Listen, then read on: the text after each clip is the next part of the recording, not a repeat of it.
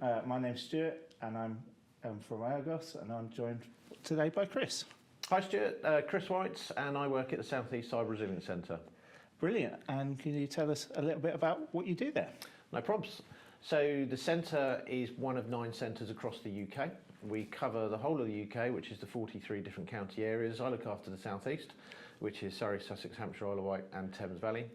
And we've been stood up by Home Office and law enforcement to offer cybersecurity guidance and help and services to those small businesses, be it a charity or an SME, just to get their computers safer online. Help them understand what the current threat landscape looks like and help them configure their computers, social media, email, firewalls, websites, just so they avoid fraud and cybercrime. Must be a very interesting role. We certainly go out to a lot of B2B expos. We speak to cybercrime victims that come through to the police, and we also speak to a lot of managed service providers that look after clients across the South Coast. And we talk to them about the common things that hackers and criminals do to get into, I don't know, like your Instagram account that you run for your bakery or your website that you sell gardening services. There's like 1,000,001 things that we're now, as a small business owner, we're responsible for. Yeah. It used to be the days, didn't it, where it was your head of HR and then your head of fleet, and the bigger your company grows, you're now head of IT, aren't you? But you may not know it. Lots of different hats. Totally. Yes. So a very busy role these days. Yes, we've been going, like I said, we've been going 4 years, and we try and visit a different town, a different city every single week, whether we go up and down the high street with police officers, just letting people know about this public service that's available now, or we go to expos, or we reach out on email. There's 1,000,001 things that we do. We've not tried just cold call phishing emails or cold call telephone calls, because that's sometimes a tactic referred to by the criminals. We'd rather not do it that way, so we do it the traditional way. No, that's really good. And at ERGOS, primarily, we look after SME businesses. It's a lot of owner-led organisations that are facing these challenges daily, and it's the automation, I think, that really has made it so prolific. But for us, from your point of view, a small business owner, what sort of steps should they be taking? I think if we build the story right the way from when a small business owner starts out, they would pop along to a shop, wouldn't they, and they'd buy a laptop. They would come home, turn it on. Generally, the laptop will be in what we call administrator mode, which means that you can do all sorts of things on it, make system-wide changes, and probably not the best, safest way to operate that laptop. So right from the outset, we'd say, create a new standard user account and do all your day-to-day business on that standard user account. Yep. The next step would be they'd probably create social media channels. So you'd have your Facebook, your Instagram, because a small business uses that as their digital shop window. Yeah. They would then spin up a website. And sometimes we see that WordPress is like the selected, chosen website. Very common, old technology, but still widely used. Free and flexible. So at this stage, the small business owners bought probably the biggest outgoing will be a bit of technology, a laptop and a smartphone. Then the social media channels will be free, the website will be free. Yeah. They turn it all on and they're away. And probably at that stage, they wouldn't understand the risks. They may have forgotten about email or social media account security. Simple things you can do there would be something called two-step verification, where you link. In the olden days, I say the olden days, you would link a mobile phone account to that particular account you're trying to protect. Yes. Now we'd probably prefer that you move across to an authenticator app and you download that onto your smartphone. So if the text message comes through to your phone, criminals are finding ways to intercept mobile phone lines. But if it's an authenticator app, it's on your phone, they can't get access to that. It moves and changes so quickly, doesn't it? You say back in the good old days, but MFA, probably a couple of years ago, wasn't it? Yeah, 5 years max, I suppose. People weren't worried about it, but now it's so common and essential. The other thing I'd put in there is putting BitLocker on that laptop. Yeah, definitely. Just so as long as even if you drop it or gets left on a bus or anything like that, you've still got that protection around the device. They can't get to the hard drive. Yeah, so BitLocker is a good example. It will encrypt the data saved on any storage device. If you've got an external hard drive, or some people still use memory sticks, is make sure you've got BitLocker on all of your storage devices. Absolutely. And I think that even though people are aware of cyber crimes and we see it every day in the movies, in the papers, but what's your day-to-day practical experience with actual crimes? What's going on? We do receive, I think on average, the UK towards businesses receives about 41,000 organisations will be a victim of cybercrime every year. I've been there where cyber criminals, or just criminals actually, drop the word cyber, just call them criminals. Yeah. I've been there when they've been arrested, and we've interviewed them, debriefed them, asked them why they do what they do. And some of the time where we've said, well, what sort of big shiny toys do you use to undertake some of your criminality? And some of the criminals have said, well, we don't need to yet, because the public or the business owners are making it so easy for us. Yeah. We always like using analogies that if the burglar's walking down a residential street and they see a window open, they could exploit it. It's a weakness, isn't it? On a computer, we'd call that a port, which should now be open. Yes. If you're in the bathroom and you open up the bathroom window when you're having a shower, that's for ventilation, isn't it? And when you finish the shower, you close the bathroom window. Yeah. When you leave work or home every day, you open up your front door, you leave, you close it. Same solution for ports, isn't it? If you don't need the port, close it, lock it, secure it. But if you do need it for a business objective, you need that port to survive, don't you? To make secure email or have website traffic or remotely monitor a computer. There are reasons why you need that stuff. But when you don't, close it. Yeah, absolutely. I think awareness really is the key. And I love that analogy. And for me, it's about burglar alarms. So when I'm talking to clients or prospects, I often feel that I'm trying to explain why somebody would need a burglar alarm. And the general attitude, there's still it's never going to happen to me, or it's out there, but I haven't seen it yet. And people, and even larger businesses, are still not taking it seriously. But occasionally, more and more often, then you speak to people that have been through this, and then you don't have to sell the burglar alarm. They know exactly why the burglar alarm is important. And it's trying to get that message across to people that, maybe have been fortunate so far that they haven't had any trouble with cybercrime, and trying to say, well, look, if you can do these fairly simple measures, you're probably going to be better off. But it's getting that belief into the system, I think. Definitely agree. Some of the 5 things that a small business can do is keep your devices up to date. It's such an easy fix. I would say, do you really need an IT company to help you do that? It's turn on the laptop, turn on the smartphone, click the auto update, or just press the update button. Mm-hmm. You don't know what you're stopping. Yeah. If, for instance, a hacker around the world finds a small vulnerability within a piece of software, they would chat about it in their hack forums between their friends. Others would then go and exploit it. At some stage, one of the big computer manufacturers would find out about that weakness. They would put it onto their security teams that would create the response to it, and they normally refer to it as like a patch, a software update. At that stage, they have to advertise that to all of us around the world that we've updated this software. At the point where they do publish that, all of the people that didn't know about the vulnerability now know about the vulnerability and could go ahead and exploit it. And those of us that use that particular software or hardware, the duty's on us at this stage to actually update that device. So if you do auto-update, you just don't know what you're stopping. The world doesn't sleep. No, very true. And just to follow on from that, but the other common objection that I get is people don't want to restart their devices. So restarting their device is crucial just to actually get everything up and running. It refreshes all of the resources. Your laptop's going to run better if you restart regularly.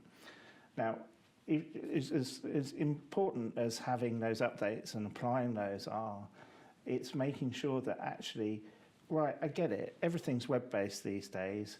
You've got 17 tabs open, you've got 3 screens. You don't want to restart because then you've got to find all of these things again. So bookmark things. Actually put proper bookmarks in. I use this page all the time. I'm a recruiter. That's my login for Indeed. That's where I go every day. But it just saves you from being scams with doppelgangers or, somebody replicating Indeed's domain, but also just making sure that you're going back to the genuine place. And the other thing is, well, we'll probably get onto this, but never save your passwords into a browser either. But if you can effectively keep everything patched, restart everything, and then make sure that actually I've bookmarked it so I don't need to remember where I go to every time, there's no excuse for leaving your device up for a month, because you're just, it's going to run like a piece of garbage because all of the resources are completely dry. But also, as you've said, you'll just not apply, even if the Windows Update downloads, you don't apply it until you restart the device. I think the most important thing that we see that's in the bottom right-hand corner of certainly a Microsoft machine, near where the clock and time is displayed. If you get an orange icon there that says, I'm due an update and I can only install it when I restart, don't ignore it, because that's a vulnerability. That's like you getting home and seeing that your front door lock is broken on the house door. Would you be comfortable just going to sleep all night knowing that that door lock is broken, or would you fix it? Yeah, completely agree. So, and again, think of us as humans, press restart, you've now got 5 minutes to leave the desk, go and get a cup of tea, get some steps in, and look after your own health as well. Yeah. And I think next to those statements that we've just made and those common questions, the next one on the list is, I'm too small.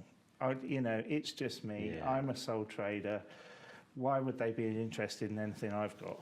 So you've got the most important thing to a small business. You've got brand, you've got reputation, you do have data, but you've got something I don't have as a hacker. And if I can get access to your website, if I can take over your email accounts, if I can disrupt your social media accounts, I'm having an impact and I'm disrupting your business. It could cause you loss of followers. It could cause you loss of customers. Above all, you're not making money at this stage because you can't take the money. No. You're disrupted, you're prevented from accessing your computers. So again, compare it to real life examples. You run your average shop on a high street, you turn up to work one day, you can't get in the front door because someone's changed the door locks. You now can't actually do your business. So then you pull the phone out of your pocket, the phone doesn't work, so you can't phone for friends. Yeah. So it's do all these comparables, but it's in the electronic world, it is the equivalent. Yes, absolutely. And it's automated these days. I think there was a skill set, rightly or wrongly, that people had maybe 5 years ago, more perhaps, where they needed to hack your systems or they needed an element of skill. But these days they can buy those attacks, and it's a numbers game, isn't it? So, I mean, sometimes I've said it's probably a privilege to be hacked by a real-life human. Yeah. You're more than likely going to be targeted by what's called a botnet, a bunch of computers that will just scan the internet. Some of the facts and figures that I've seen is that if you buy a brand new computer that's never been connected to the internet ever before, you turn it on, it's saying, hey, I'm alive, I'm a new device, the internet would have never seen it. You're probably going to be scanned within the first 8 hours if that computer is continuously turned on for that 8-hour period. And they would scan the device to say, right, we've got identified a new device. The next scan would probably look at some of the vulnerabilities on that device and then let a human know about those issues. And then the third scan, they would start interacting with that device. Yeah. So if you worked in 8-hour cycles, if that computer's turned on for 24 hours, the likelihood is it could have been scanned at least 3 times by that point. Yeah. So yes, keep the devices up to date. We try not to say turn on the basics. Basics is a word that's probably a bit overused. To consider the fundamentals, the firewalls. You must have them turned on now. It's not a case of it's an optional extra. It should be turned on by default. Choose a good password. So a good password, 3 random words, squash it together, at least 12 characters long. If we wanted to get into the detail, if you wanted Cyber Essentials, for instance, passwords need to be at least 8 characters long if you're linking it to 2-step verification. If you don't have 2-step verification, it's got to be at least 12 characters long. If you spoke to an insurance company and said to them, oh, my password is only 6 characters long, I would probably be surprised if they didn't massively put your premium up, or even said, I don't want to insure you because you're quite risky. Yeah. So there's a certain minimum baseline framework. Cyber Essentials is a good example of that. It is, completely agree. Operate at that. Certainly some of the statistics I've seen now, if you have Cyber Essentials, you're 92% less likely to actually make an insurance claim because you've not had an incident. Yeah. If you look at the case studies with, there's a company called St James's Place, wealth management company. Yeah. They implemented Cyber Essentials across their whole supply chain, and they reduced in their first year after that happened, all their incidents were reduced by 80%. Yeah. So consider, yes, you're a small business, but actually you probably lean on quite a few people to provide your service or sell your products, or you're part of a supply chain that help others do that. Yes, there's some high-profile incidents around the country. Yeah. Over the last couple of months. Plenty of small businesses help the bigger fish provide that product. If you're part of the supply chain, you're only as strong as your weakest link. Absolutely. And we've seen public sector and especially local councils take that very seriously. And if you're part of a supply chain for the MOD, then Cyber Essentials is essential. But it's getting that message across that it's not going to be personal. The days of actually targeting a business because you want to get their data isn't there. It's about the ease of attacking you because you haven't taken these steps. And Cyber Essentials is a really good, nationally recognised framework that is going to help you. And the thing I like about Cyber Essentials as well is reviewed every year. ISMA, the governing body, they're always, keeping those frameworks up to date and really helping businesses stay safe and secure. We do it in conventional life. So if you take your average office block, you walk into the building, the door's open. Well, already you've got access control there because the doors are only going to open when they're allowed to open. Someone's usually controlling them. You walk up to the reception desk and you'll be greeted by someone. They would do your authentication and validation, and that's just simply saying, hello, what's your name? Who are you here to visit? Do you have an appointment? So you're stopping unwanted guests, you're challenging visitors. Yes. You then would probably go through a turnstile where you're allowed into the staff-only area of the building. Well, that's identity access management in the electronic world. And if it's a staff member that just flashes their badge and they go through, well, the badge will only work if they're still on the payroll and they're authorised to work there. Yeah. All of these control mechanisms are in place. You have a maintenance person that would be repairing things that are broken, so like the toilet seat could break. Well, that's a security update in the electronic world. Yeah. We fix things that declare themselves as broken. So we're doing it in the conventional world. Yes. And you're spending money on CCTV, you're spending money on fire alarms, you're spending money on alarm instant response or a security guard, receptionist.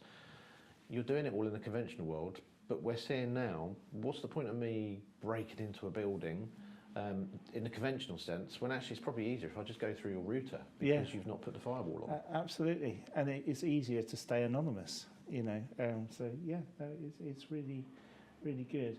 And I think the other challenge is just understanding now that we've gone to the cloud, especially for small businesses. It's not.